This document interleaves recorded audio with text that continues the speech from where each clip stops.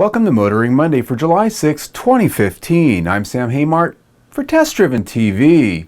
Today we're getting into some nuts and bolts with what's under the skin of the new BMW 7 Series sedan, taking a look at Ford's new autonomous driving research and the off-road cred of Mercedes-Benz's GLC crossover SUV that comes out this fall. All this in our test drives. It's coming right up.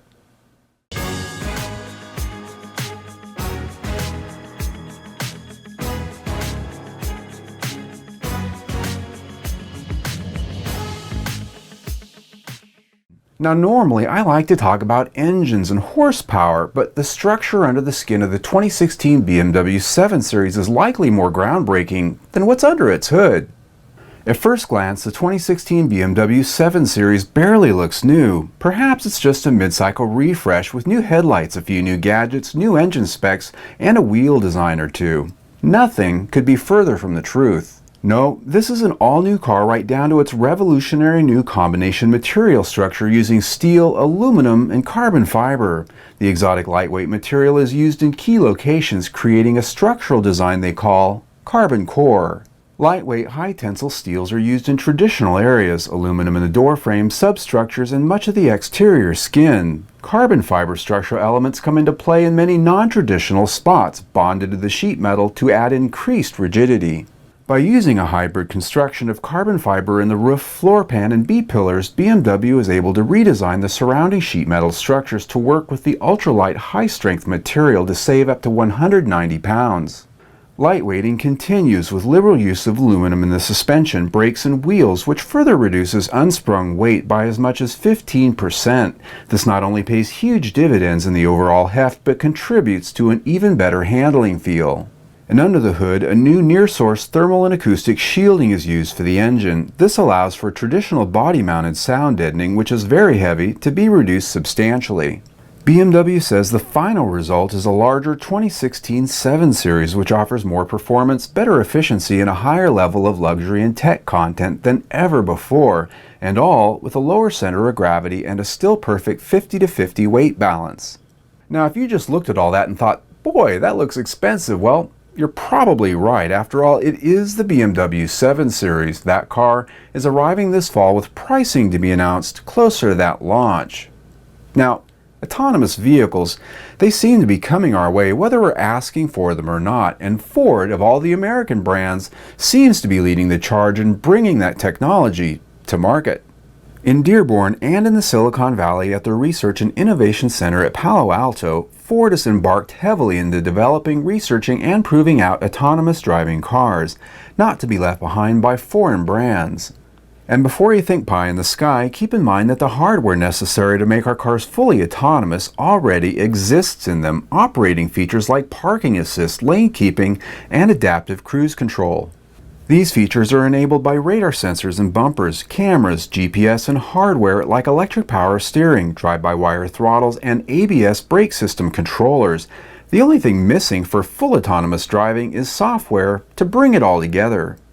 As seen here at the Dearborn Proving Grounds, Ford's autonomous driving technology is now in what they call the 2nd to 3 phases in the timeline to bringing it to market. Their advanced engineering team is now tasked with making sensing and computing systems feasible for production. Because society may not be ready for a fully autonomous driving car yet, manufacturers like Ford are rolling out the technology one feature at a time with things like pre-collision assist, which will automatically brake for obstacles if you don't. This is coming to most Ford cars in the next few years. Ford says driver assistance features like these are part of the building blocks for increasingly capable semi-autonomous driving technology, and as they enhance the sensors, algorithms, and actuators in vehicles, they can ultimately offer fully automated driving systems. Now, I appreciate technology, folks. I do, but the idea of handing over my life to my car's better instincts and, well, sitting in traffic with the multitudes of people doing the same thing, it just doesn't sit right with me. I just can't wait to see the kind of recalls we're going to see out of this stuff. Either way, this genie's well out of the bottle. We're going to get it whether we want it or not. Now for 2016, Mercedes-Benz is replacing their GLK with their all-new GLC crossover SUV. And while there's a lot of styling, performance, and features to talk about today, its off-road capabilities are what's in our crosshairs.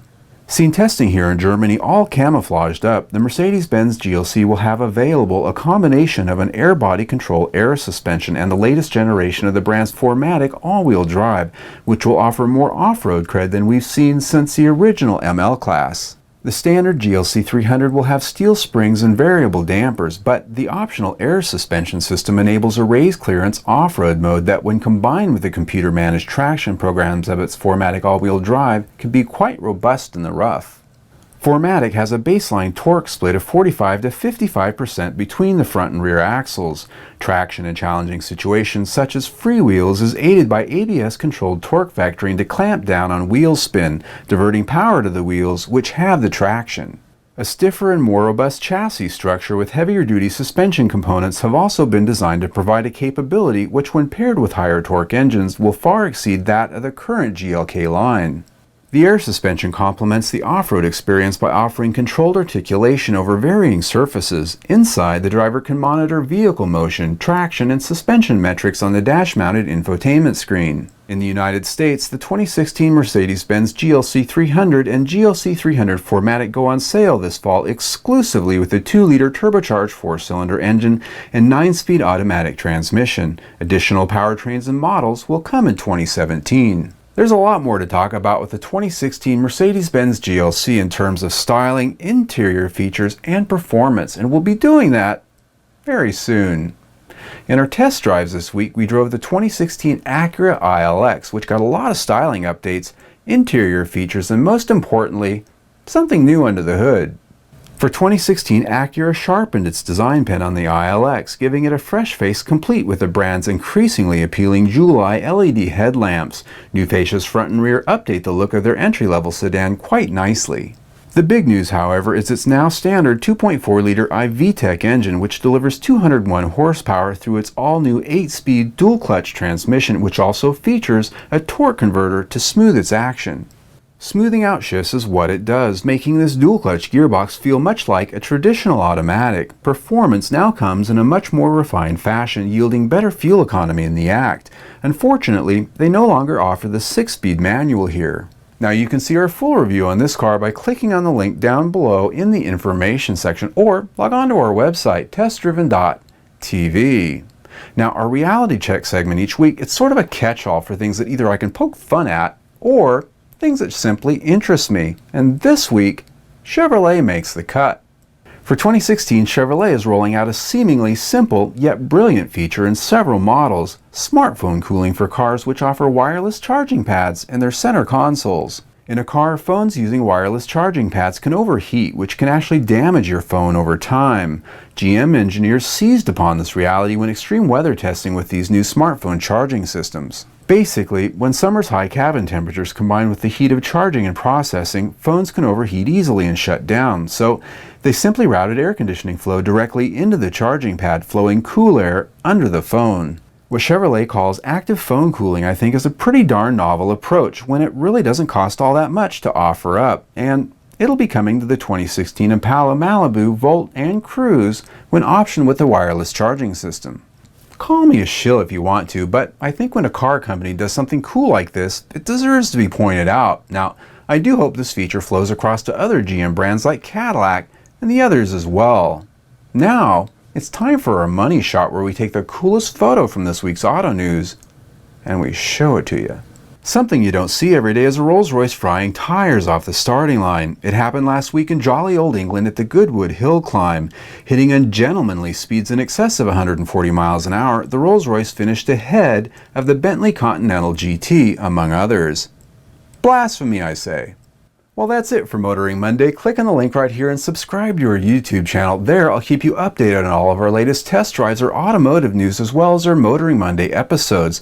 We put up a new video almost every single day, and we test drive at least one car a week, sometimes two. So there's always something new. And you can also follow us on the Google, Twitter, and that Facebook by simply clicking on the links down below in the information section or up there on our website if you happen to be there. That's testdriven.tv.